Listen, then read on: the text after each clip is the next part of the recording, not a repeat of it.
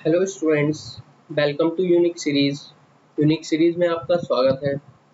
My name is Aman Jain और आज मैं आपको लेकर आया हूँ design of concrete structure subject के जो भी मोस्ट इम्पोर्टेंट क्वेश्चंस बन सकते हैं। मैंने इसमें क्या करा है, आउट ऑफ द 5 यूनिट मैंने हर यूनिट से जो भी इम्पोर्टेंट क्वेश्चन आपके as per the AQT upcoming exams जो भी क्वेश्चन बन सकते थे वो क्वेश्चन मैं आज आपको लेकर आया हूँ। यहाँ पर मैं आपको क्या करूंगा, यूनिट वाइज डिस्कशन करूंगा कि कौन कौन सी यूनिट से किस तरीके के क्वेश्चंस आपके बन सकते हैं। और बेसिकली इसमें हम क्या करेंगे, पांचों यूनिट कवर करते हुए सारे क्वेश्चंस की स्टडी करेंगे और देखेंगे कि आपके एग्जाम में किस तरीके के क्वेश्चन आ सकते हैं। और इसमें बेटा मैंने क्या करा है कि लास्ट जितने भी आपके पेपर्स हुए हैं उन सब के जाकर गो थ्रू होकर और कुछ नए क्वेश्चंस डालकर मैंने इस सेशन को डिजाइन किया है। तो इसमें काफी सारी मेहनत लगी है बेटा, इसमें इंपोर्टेंट क्वेश्चंस मैंने पुट करे हैं। तो चलिए हम स्टार्ट करते हैं। आई होप आपको ये सेशन पसंद आएगा। ठीक है, चलिए स्टार्ट करते हैं, देखते हैं किस किस तरीके के क्वेश्चन आपके AKTU के अपकमिंग एग्जाम्स में आ सकते हैं।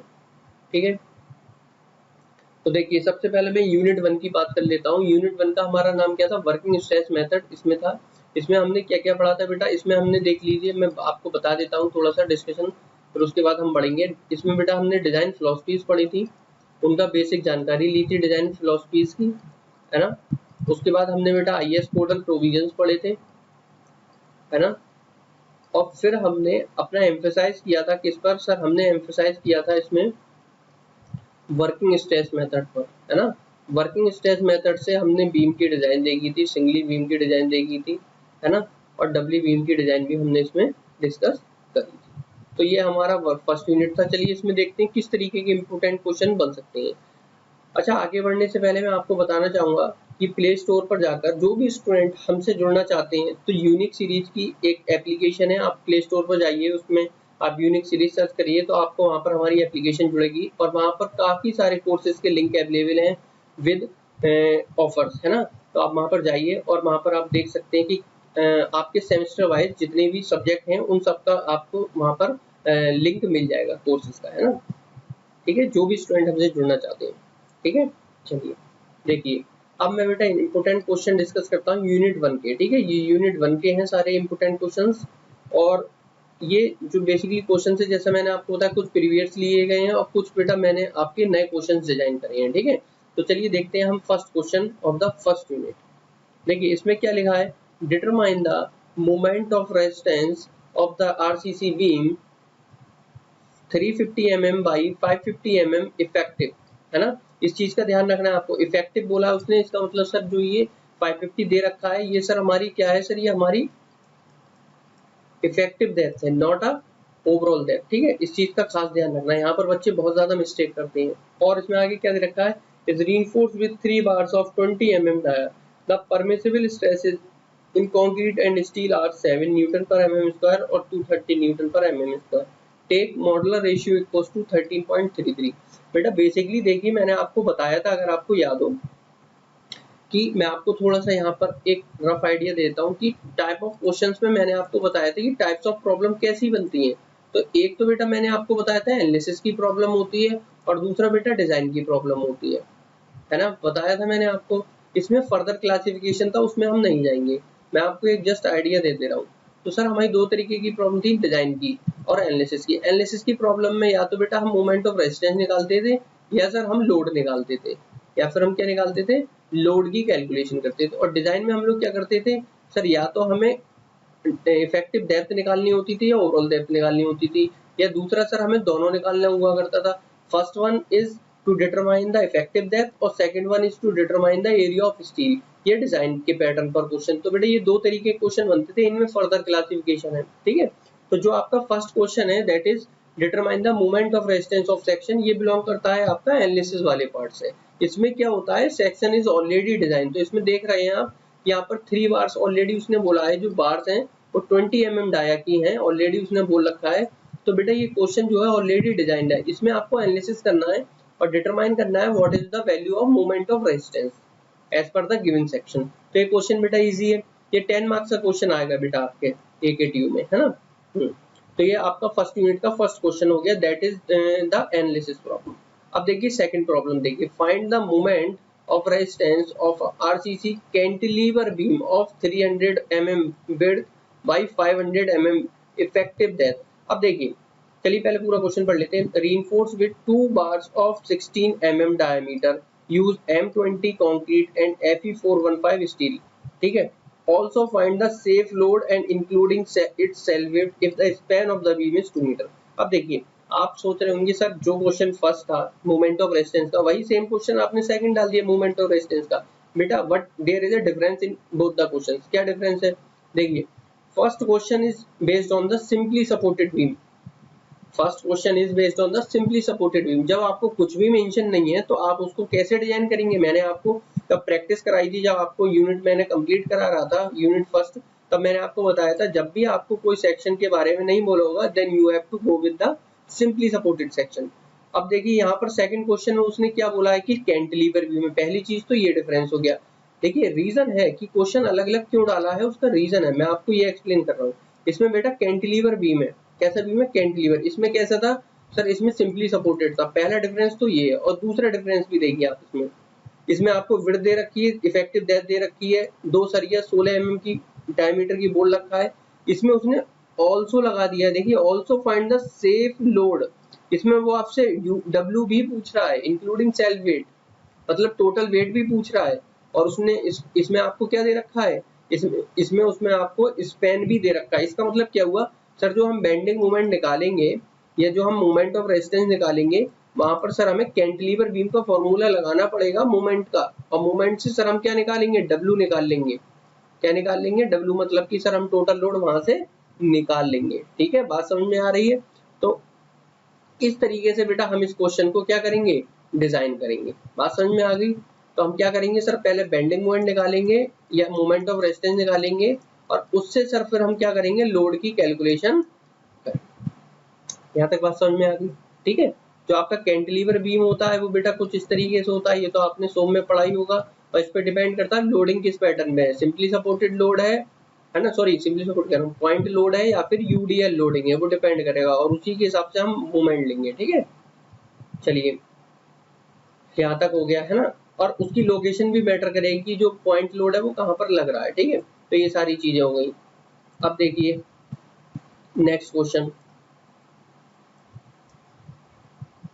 नेक्स्ट क्वेश्चन में बेटा क्या है? देखिए ये थर्ड क्वेश्चन है। आप देखिए ये क्वेश्चन किससे बिलोंग करता है? A rectangular beam of 300 mm width and 500 mm effective depth is reinforced with 4 bars of 5 16 mm dia tension bars, है ना। 16 mm dia bar जो है वो टेंशन बार है।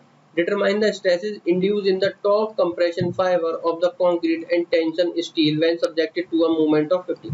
अब देखिए बेटा ये क्वेश्चन कैसा है? देखिए इस क्वेश्चन में उसने आपसे क्या बोला है कि आपको स्ट्रेसेस निकालनी है, स्टील में जनरेट होने वाली स्ट्रेसेस और कंक्रीट में जनरेट होने वाली स्ट्रेसेस। किसकी वजह से?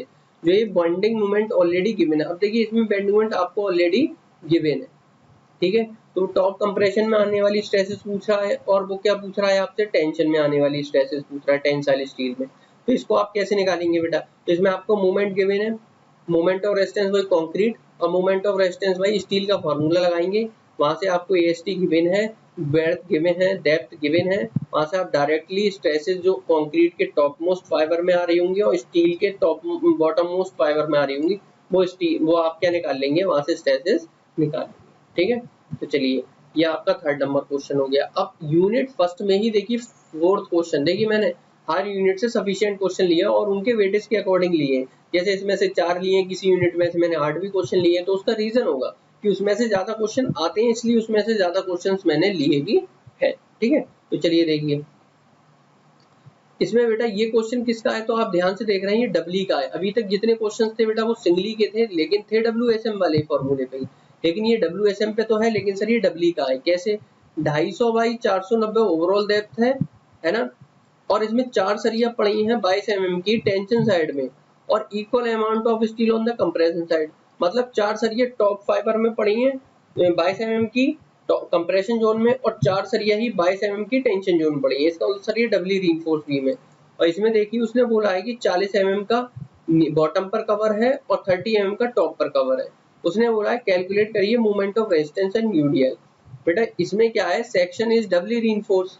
डबली रीइंफोर्स है तो उसके अलग फॉर्मूले हैं मोमेंट ऑफ रेजिस्टेंस निकालने के लिए, और मोमेंट के बाद आप क्या करेंगे, एमओआर के बाद ही सर हम क्या निकाल सकते हैं, लोड निकाल सकते हैं, टोटल लोड। तो इसमें भी बेटा यही सेम पैटर्न है, ठीक है। तो ये इसमें भी बेटा कुछ नहीं है, फॉर्मूले जिसको याद है वो बच्चा कर लेगा, और ये सारे ही क्वेश्चन इस तरीके के मैंने क्लास में कराए। चलिए अब हम लोग चलते हैं बेटा यूनिट नंबर 2 पर। यूनिट नंबर 2 का क्या नाम है, लिमिट स्टेट मेथड, है ना। साफ साफ पता चल रहा है, limit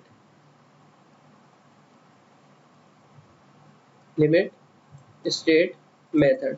this method is entirely different from the previous one, that is working state method.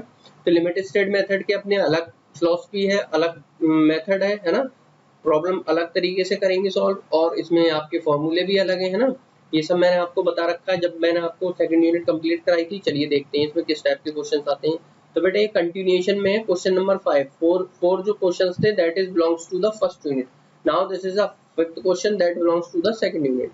Now what is the question, देखिए an RCC beam 200 mm by 400 mm effective, again effective, remember this, is reinforced with 3 bars of 16 mm diameter bars of Fe415 steel. Find the ultimate uniformly distributed load which can be carried safely over a span of 5 meter. ठीक है, take M20 concrete. देखिए सबसे पहली चीज ये है कि देखिए इसमें उसने आपको सेक्शन दे रखा है, एरिया ऑफ स्टील दे रखा है, ग्रेड ऑफ स्टील दे रखा है, grade of concrete is also given, and he is asking for the ultimate uniformly distributed load. Basically he is asking for the simply supported beam that is loaded with the uniformly distributed UDL load के बारे में बात कर रहा है, और वो कह रहा है कि इस बीम पर आने वाले अल्टीमेट, है ना, अल्टीमेट यूनिफॉर्मली डिस्ट्रीब्यूटेड लोड की वैल्यू बताइए जो ये बीम सेफली कैरी कर सकता है। तो basically what you have to find out, you have to find out the WU factored load, है ना, अल्टीमेट लोड। क्लियर है।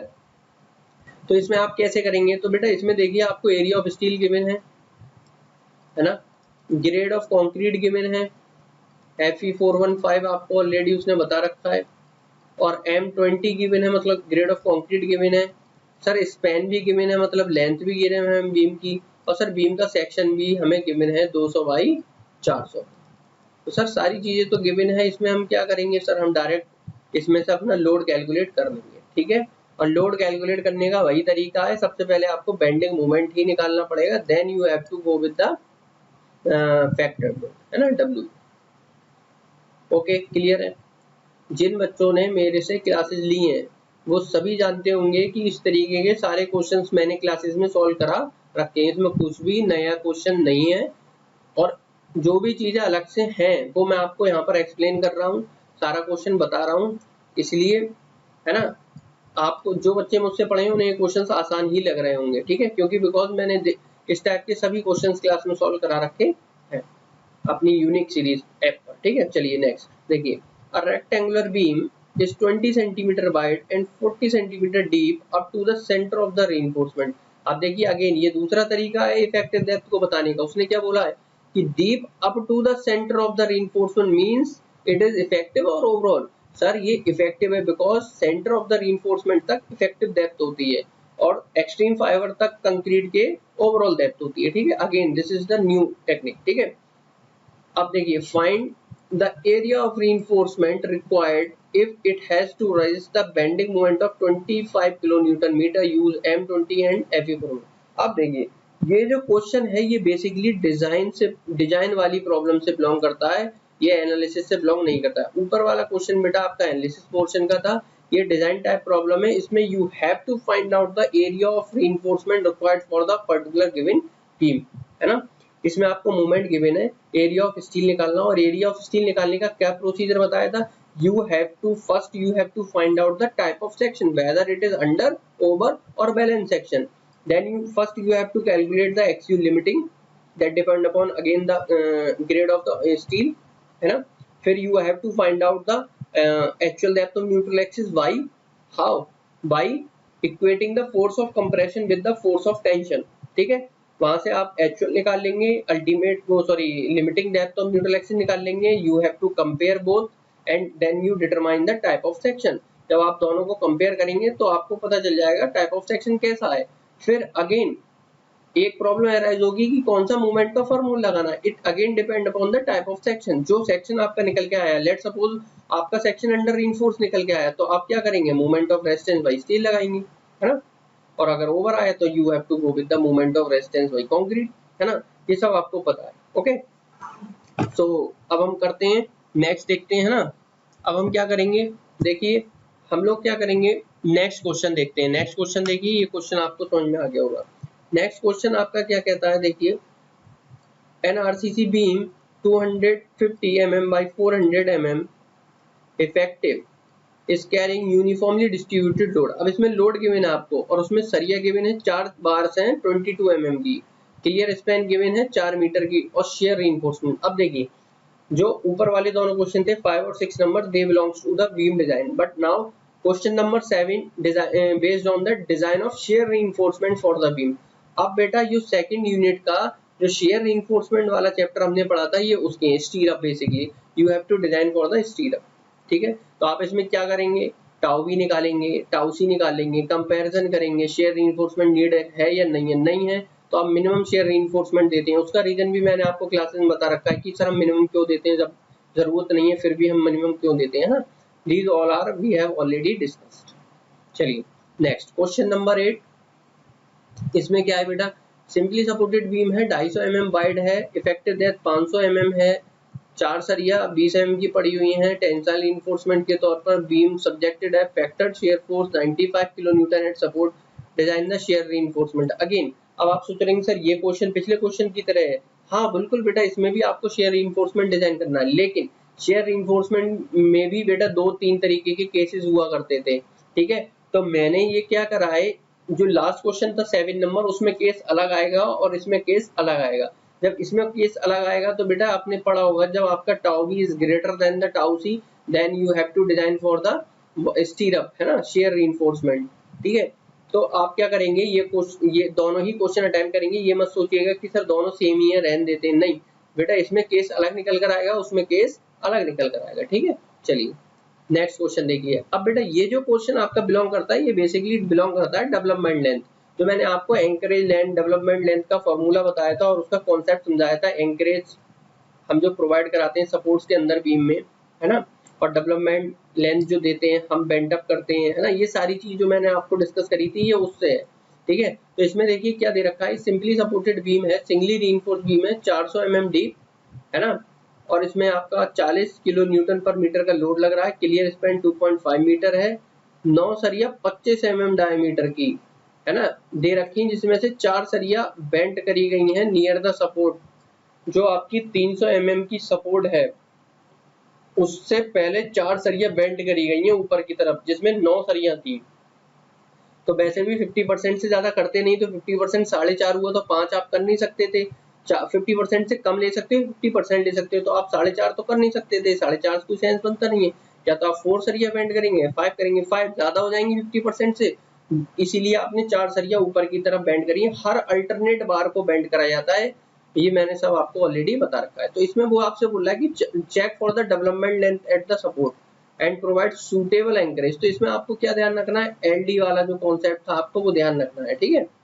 हाँ चलिए, इसमें आपको ग्रेड भी गिवन है, चलिए ये आप कर लेंगे, ये भी क्लास में हो रखा है। अब देखिए ये क्वेश्चन देखिए, बहुत ही अच्छा क्वेश्चन है और इस क्वेश्चन बहुत ही इंपॉर्टेंट क्वेश्चन है, इस साल इसके आने के चांस सबसे ज्यादा है। क्या है इसमें बेटा, डिजाइन है कैंटिलीवर बीम की डिजाइन आई है, जो कि इफेक्टिव स्पैन 3 मीटर का आपका इस तरीके से बेटा कोई कैंटिलीवर बीम है, ठीक है।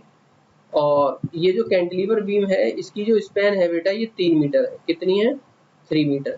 इसमें उसने क्या बोला, beam is carrying a load of 14 kilo newton पर मीटर, मतलब यूडीएल लोड है। यूडीएल कैसे पता है सर, यूनिट चेक कर लीजिए, यूनिट किलो न्यूटन पर मीटर है, इससे हमें सर समझ में आ गया this is a UDL load, including its own weight, इसमें सेल्फ वेट इंक्लूड है।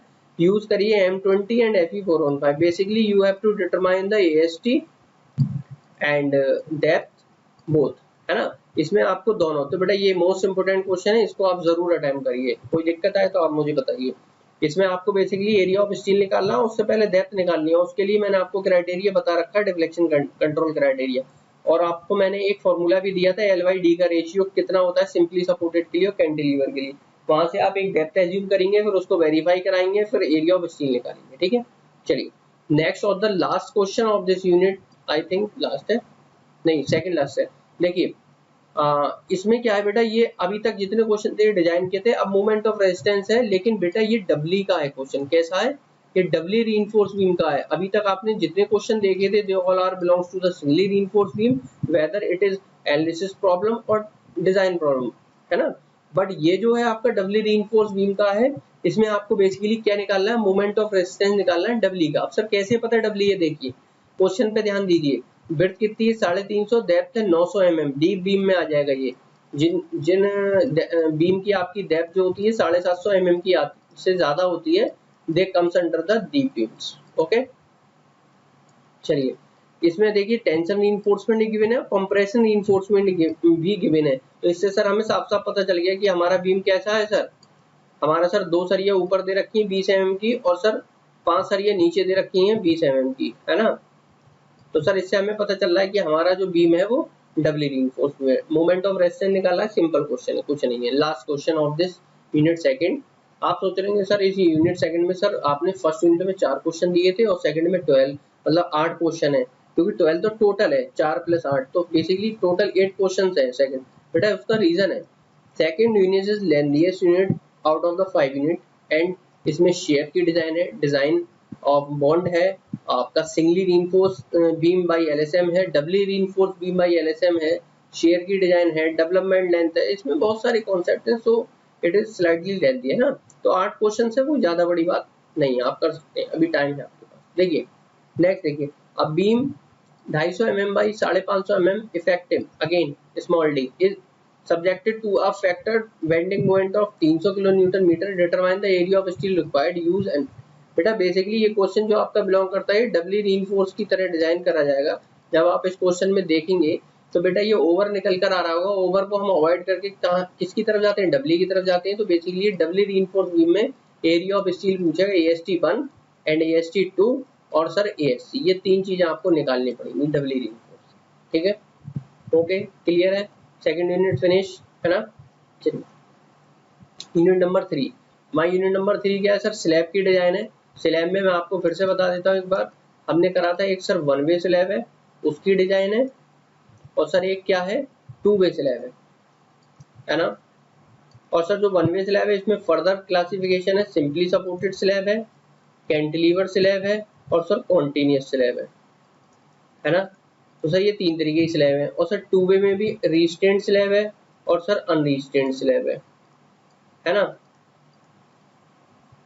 ये हम देख चुके हैं सर। अनरिस्टेंट से क्वेश्चन जनरली नहीं आते हैं, कॉन्टिन्यूअस से नहीं आते हैं, कैंटिलीवर से और सिंपली सपोर्टेड से और अनरिस्टेंट से। ये 3 तरीके के क्वेश्चन ज्यादा आपको देखने को मिलेंगे। और बेटा इसमें मैं आपको कुछ थ्योरी क्वेश्चंस भी अब बताऊंगा इंपोर्टेंट क्वेश्चंस में, जो मैंने देखे हैं कि आए हैं और या फिर मैंने अपनी तरफ से बनाए जो आने के चांसेस हैं, ठीक है। तो देखिए आप, सबसे पहला क्वेश्चन, design a simply supported roof slab for a room of 7.5 metre by 3.5 metre clear in size. The beam this slab is carrying an imposed load of 5 kN per meter square. Use M20 and Fe415. बेटा basically you have to determine the aspect ratio Ly/Lx 7.5 divided by 5।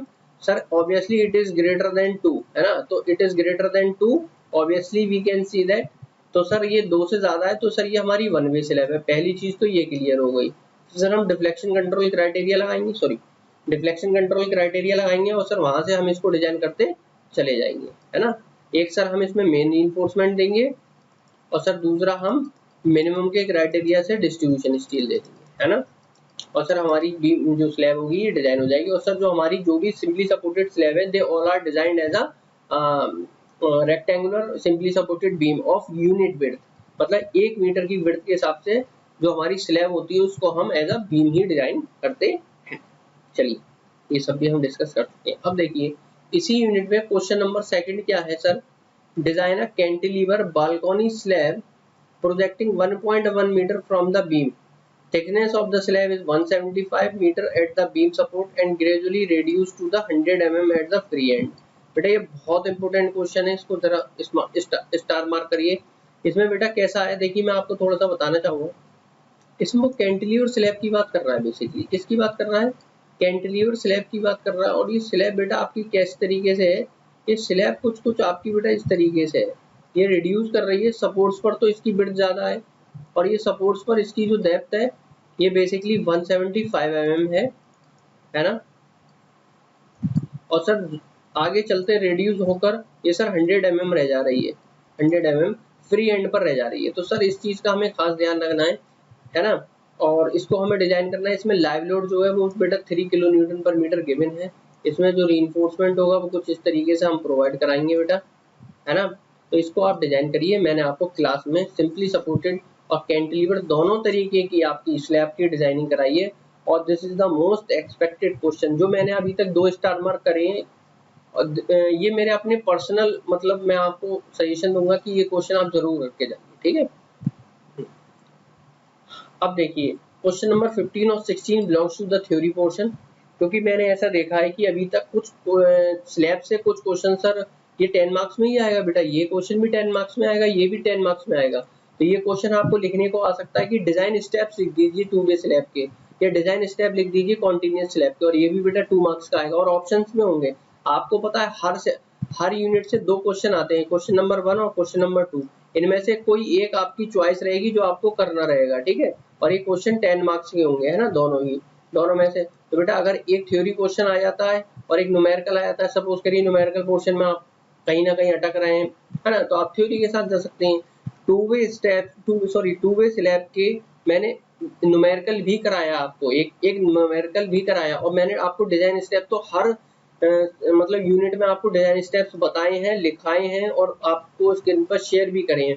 तो आपने अगर वहां से tally करे होंगे तो बेटा डिजाइन स्टेप्स भी आते हैं, ठीक है। जैसे 2 वे स्लैब में मैंने आपको क्या बताया, सबसे पहले आप एक्सपेक्ट रेशियो निकालेंगे, फिर आप ओवरऑल डेप्थ निकालेंगे deflection vertical deflection control criteria से, उसके बाद आप क्या करेंगे इफेक्टिव लेंथ निकालेंगे, फिर आप क्या करेंगे सर हम उसके बाद बेंडिंग मोमेंट निकालेंगे, फिर सर वहां से डेप्थ की रिक्वायरमेंट को सेटिस्फाई कराएंगे जो हमने डेप्थ ले रखी है, उसके बाद सर मेन स्टील प्रोवाइड कराएंगे, फिर इसी तरीके से सेकंड डायरेक्शन में भी स्टील प्रोवाइड कराएंगे, है ना, सेकंड डायरेक्शन में भी डेप्थ को सेटिस्फाई कराएंगे, फिर सर हम शेयर को चेक करेंगे, लास्ट में सर हम इसको डिजाइन कर देंगे। तो ये स्टेप्स थे 2 वे स्लैब के। इसी तरीके से बेटा कॉन्टिन्यूअस स्लैब के, तो बेटा इस तरीके से क्वेश्चन आ सकते हैं, और आई थिंक इस बार बेटा इस क्वेश्चन के भी मेरे को ज्यादा चांस लग रहे हैं।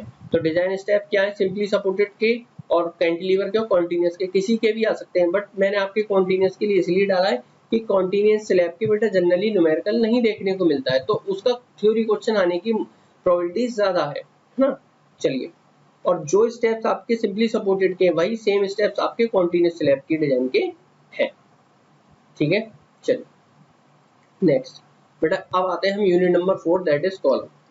और कॉलम की डिजाइन बेटा हम जो एलएसएम मेथड से पढ़ेंगे, है ना, तो इसमें हम देखेंगे किस तरीके के क्वेश्चन बनते हैं। तो बेटा मैं आपको रफली एक आइडिया दे देता हूँ। चलिए यहाँ पर एक तो मैंने आपको बताया था कि इसमें रेक्टेंगुलर रेक्टेंगुलर कॉलम की, इसमें रेक्टेंगुलर टाइल्स की डिजाइन का क्वेश्चन आता है।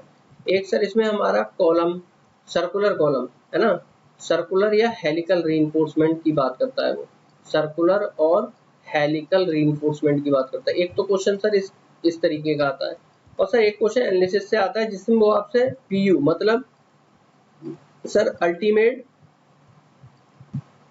लोड कैरिंग कैपेसिटी भी वो हमसे पूछ लेता है ना। तो ये क्वेश्चन भी आपका किससे बिलोंग करता है सर, एनालिसिस वाले पोर्शन से बिलोंग करता है। तो ये 3 तरीके जनरली क्वेश्चन आपको देखने को मिल सकते हैं, ठीक है। तो चलिए इन पे भी डिस्कशन कर लेते हैं, देखिए क्या बोलता है वो आपसे। देखिए, design an RCC column 4 metre high and effectively held in position and restrained against rotation at both end. देखिए इसमें वो आपको एंड कंडीशन दे रखी है, क्या दे रखी है कि effectively held in position and restrained against rotation at both end, मतलब फिक्स एंड की कंडीशन है, और ये कैरी कर रहा है factor load of 1600 kilo newton, use M25 and Fe415 steel. तो बेटा बेसिकली इसमें वो आपसे क्या कह रहा है कि आप, अब उसने देखिए इसमें आपसे अगेन कुछ नहीं बोला है कि ये रेक्टेंगुलर है या आपका सर्कुलर है, तो ये आपकी ओन चॉइस होगी। तो मेरा कहने का मतलब क्या है, बेसिकली आपको भी पता होना चाहिए कौन सा कॉलम डिजाइन करना इजी है। अगर वो कुछ नहीं बोल रहा है तो then you will go for the rectangular column either square column. You didn't need to go with the circular column because it is little bit lengthy, है ना, लेंथी भी और थोड़ा सा डिफिकल्ट साइड भी है थोड़ा सा। जिन बच्चों ने प्रैक्टिस कर रखी है उनके लिए तो नहीं है बेटा, लेकिन जिन्होंने कम प्रैक्टिस करी है उनके लिए थोड़ा सा डिफिकल्ट हो सकता है। तो हम ऐसा रास्ता चूज ही क्यों करें, है ना, बेसिकली मेरे कहने का मतलब ये। अब देखिए ये जो क्वेश्चन नंबर है आपका, है ना, ये क्वेश्चन क्या कहता है आपका, इसको भी थोड़ा सा ध्यान दीजिए। सर्कुलर कॉलम है 4 मीटर, है ना, हाई है, effectively held in position but restrained against rotation at one end only, है ना। तो ये भी सेम है, बस इसमें एक चीज ध्यान रखनी है, इसमें हेलिकल रीइंफोर्समेंट डिजाइन करना है, जो कि उसने ऑलरेडी बोला है। क्योंकि सर इसमें क्या है, सर्कुलर कॉलम है और सर्कुलर कॉलम में सर हम जो रीइंफोर्समेंट देते हैं वो सर हमारा हेलिकल होता है, बाकी सारी चीजें सेम है, कोई दिक्कत नहीं है। चलिए अब देखिए ये क्वेश्चन देखिए, ये भी आपका कॉलम से बिलोंग करता है। शॉर्ट आरसीसी कॉलम है जिसका डाया दे रखा चार्ज, इसका मतलब सर ये क्या है, डाया दे रखा है, तो सर ये अगेन सर्कुलर कॉलम है, ये भी बेटा सर्कुलर कॉलम की ही प्रॉब्लम है। और इसमें अल्टीमेट लोड कैरिंग कैपेसिटी आपकी पूछी है उसने। देखिए ये क्वेश्चन और इस क्वेश्चन में क्या डिफरेंस है, इसमें आपको डिजाइन करना है, इसमें आपको हेलिकल रीइंफोर्समेंट, स्पाइरल रीइंफोर्समेंट सबका डाया निकालना है ना, कोर का एरिया निकालना है। लेकिन इसमें आपको क्या करना है, ultimate PU load carrying capacity निकालनी, जो कि 1.5% वो 5% से ज्यादा होती है रेक्टेंगुलर के मुकाबले हेलिकल की, है ना, ये हम आपको ऑलरेडी बता चुके हैं। तो this is all about your fourth unit. Now this is the last unit, that is footing. Footing से बेटा किस तरीके के क्वेश्चन आते हैं वो भी अभी हम देख लेते हैं। देखिए फुटिंग से जनरली आपको जो क्वेश्चन देखने को मिलेगा वो आइसोलेटेड फुटिंग की डिजाइन का क्वेश्चन देखने को मिलेगा। आइसोलेटेड फुटिंग की डिजाइन का जनरली क्वेश्चन आज तक देखा गया है और 99% चांस है again you will find the same question in the AKTU exam. क्या है, design a rectangular footing of uniform thickness for a axially loaded column of 300 mm by 600 mm, load on the column is 1150 kilo newton, load given है। Safe bearing capacity of the soil given है 200 kilo newton पर metre square, और M20 और Fe415 के लिए पूछ रहा है। तो बेटा बेसिकली आपको ये सब पता ही है कि सेफ बियरिंग कैपेसिटी क्या होती है, वो बियरिंग कैपेसिटी ऑफ किसी भी फाउंडेशन की जो आपका फाउंडेशन इजीली बियर कर सके without the risk of failure, है ना। और इसमें आपकी कॉलम, देखिए बिल्डिंग में होता क्या है कि स्लैब से बीम पर लोड आता है, बीम से कॉलम पर, कॉलम से फुटिंग पर, फुटिंग फाइनली क्या करती है, सॉइल को ट्रांसफर कर देती है जो उसके नीचे सॉइल होती है। दिस इज द मतलब प्रोसीजर, है ना, जो हमने जनरली देखा है। तो बेसिकली फुटिंग पर बहुत हैवी लोड आता है, कॉलम से आता है, तो ये सारी चीजें हमें ध्यान में रखनी होती है और कैसे होती है सारी चीजें हमने लेक्चर में डिस्कस करी है। अब देखिए लास्ट टॉपिक जो है, इससे थ्योरी वाला क्वेश्चन एक मैंने जो बन सकता है उसके लिए मैंने आपको इंपोर्टेंट मार्क कर रहा हूँ इसको अगेन, और this question is also important. इस यूनिट के दोनों क्वेश्चन ही बहुत इंपोर्टेंट है। क्या क्वेश्चन बन सकता है, explain the retaining ball and there types. Retaining ball क्या होती हैं और उनके टाइप्स कितने होते हैं, ये क्वेश्चन 10 मार्क्स में बेटा आ सकता है, बिकॉज यहाँ पर हमारी रिटेनिंग बॉल आपको एक्सप्लेन करना, उसके बहुत सारे टाइप्स होते हैं, वो भी आपको एक्सप्लेन करना पड़ेगा, जैसे कि काउंटर फ्लोट हो गई, कैंटिलीवर हो गई, है ना। तो ये सारी चीजें आपको एक्सप्लेन करनी पड़ेंगी। तो बेटा बेसिकली बेटा ये this is all about your important question, और ये 21 क्वेश्चन मैंने आपको दिए हैं बेटा। अगर आप इतना ही कर लेते हैं that is much more sufficient for your AKTU exams, है ना। बस बेसिकली क्या है कि आपको खुद से प्रैक्टिस करना है ना। और जो भी बच्चे बेटा हम लोगों से जुड़ना चाहते हैं वो हमारा यूनिक सीरीज ऐप है, प्ले स्टोर पर अवेलेबल है, वहां पर जाइए और वहां पर कोर्स के लिंक आपको डिस्क्रिप्शन बॉक्स में इसमें देखने को मिल जाएंगे इस वीडियो में, है ना। और अदरवाइज आप यूनिक सीरीज ऐप को डाउनलोड करिए, वहां से हमारे साथ ज्वाइन होइए, वहां पर आपको टारगेटेड स्टडी कराई जा रही है एज पर एकेटीव सिलेबस, तो आपको काफी ज्यादा मदद मिलेगी और अच्छे से पढ़ाई करिए। थैंक यू क्लास, है ना। चलिए धन्यवाद बहुत बहुत आपका मेरे साथ जुड़ने के लिए, मिलते हैं नेक्स्ट वीडियो में।